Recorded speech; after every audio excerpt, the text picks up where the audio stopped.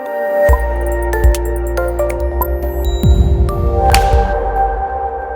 think that all stories are basically an act of collaboration. And well, I had the best collaborator in the world, right? And she's beautiful, Namita. I think that ultimately, that, like she said, the story needed to be told, and which was why the characters and the plot line was so compelling that we just couldn't put our pens down or our keys to a stop. And also, it's about time that we, in this entire narrative of our history, there's everything that we know about Khadi. And I think it's time to salute the contribution of khaki. Yes. So, which is why we needed to tell this story. So, which is why you chose this particular story? Yes. For me, great time in India's history, untold story and all that aside, it makes for a crackling good yarn. And that's what I'm always excited by. I like historical fiction, but that which reads like a thriller. So it had all the makings of a story like that, which is why I jumped right into it. This is your third book, Sanjay. Yeah. And your first two had also, your short stories have also won awards. Because I don't really know this, but he's won very lovely awards in the UK and the US. So, being a pilot, I understand that it's autopilot sometimes.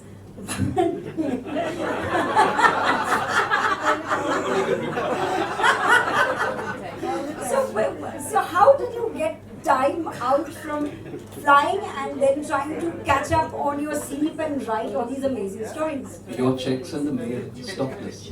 I'm not getting a check. I can ask you more than No, but I think No, but I'm serious. Yeah. Because it's such a different place. It needs so much of time. It needs so much of space in your head. So how did you get into writing?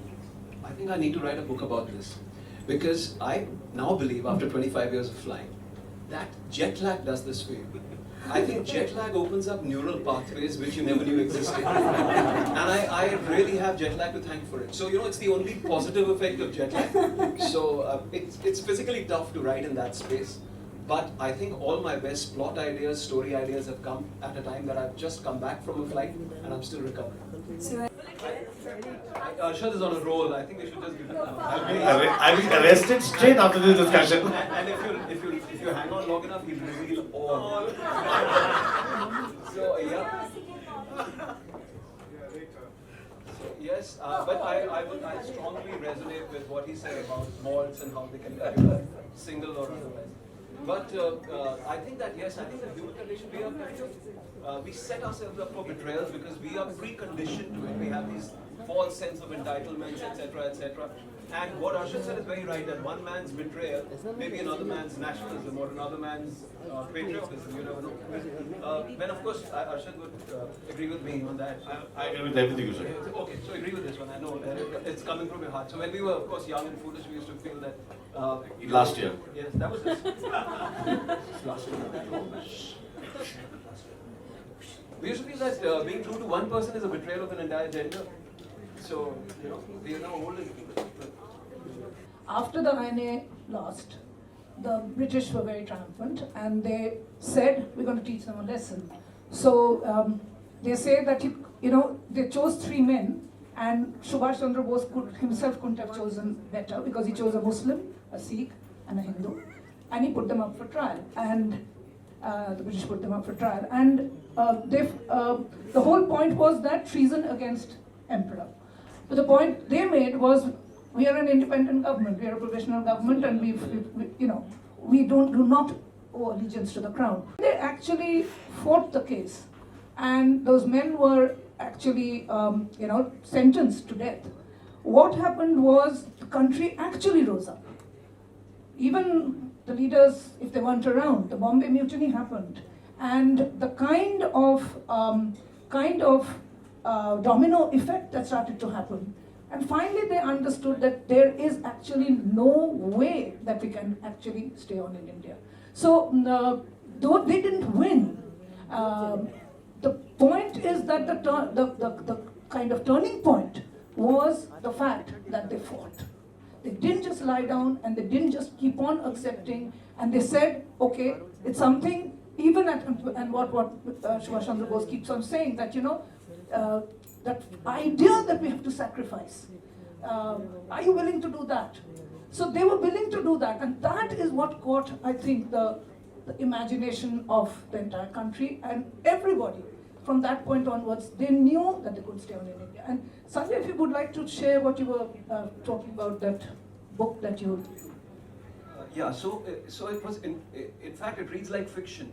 I mean, a really good author couldn't have thought of a better plot than this, because in fact, Bose couldn't have asked for anything better to happen with what he was trying. And Tishu and I were discussing how ironical the entire experience must have been for the British, because what they were trying to prevent in actually smothering information about Bose and everything else, but when they put these three people on trial, they actually publicized what they were trying to actually keep under wraps. And when that happened, for the life of them, they couldn't have understood, because Bose's main aim was, he knew the INA was too strong, but it was a symbolic force. And he thought that the Indian army, that is the British Indian army, would actually rise in rebellion. They would see their brothers wearing another uniform, and they'd realize that they were mercenaries actually, and they would go over the other side, because that was the true Indian army, in his words. I mean, opinions can of course differ, but that never happened.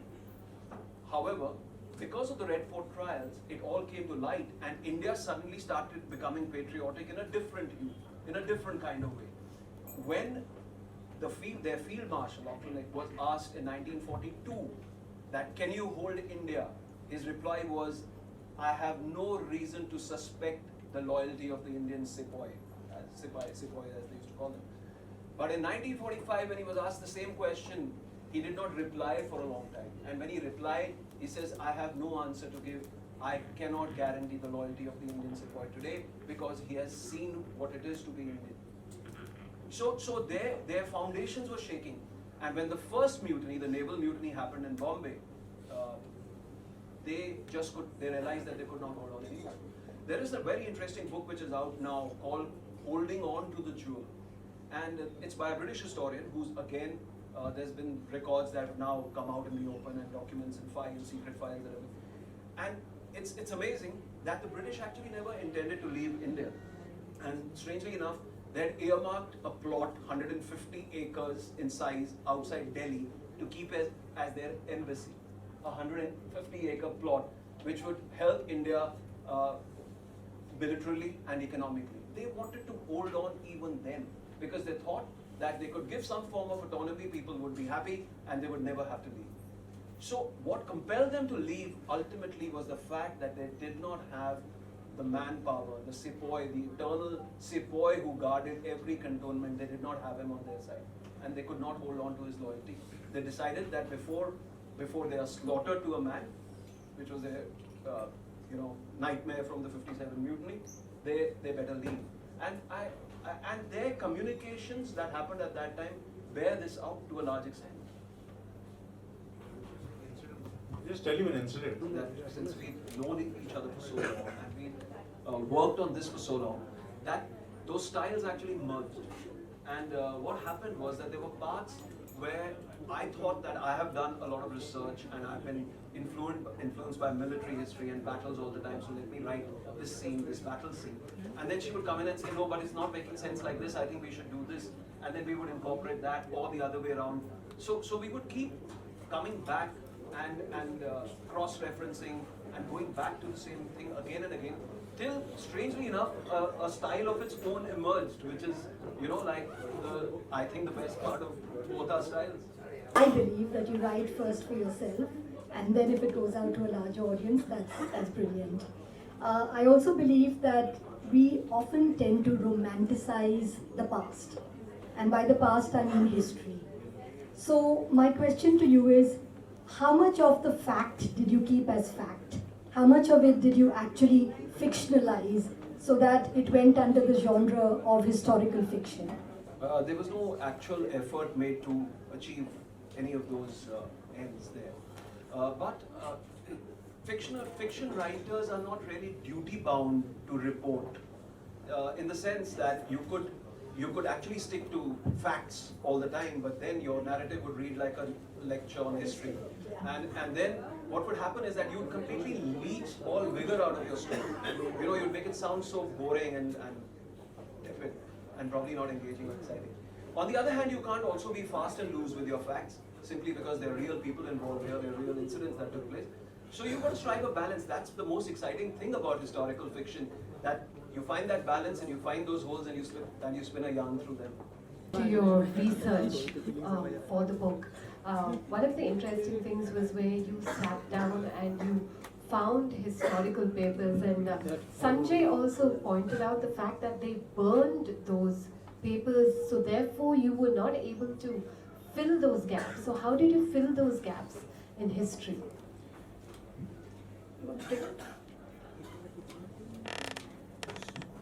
So that's actually what made it most interesting. If they'd not burnt those papers, we wouldn't have been able to write any story. Then that would have been history. So the thing they did, of course, is that they burnt those papers and therefore invited legions of writers from here on forward to write whatever they like about that time and whatever interpretation they might have had. So, like I said, we didn't play loose with any facts that actually, of events or characters or people who actually lived in those times. But then we found enough to be able to make a story out of it, and an engaging story, something that reads like a thriller rather than just, something just about history.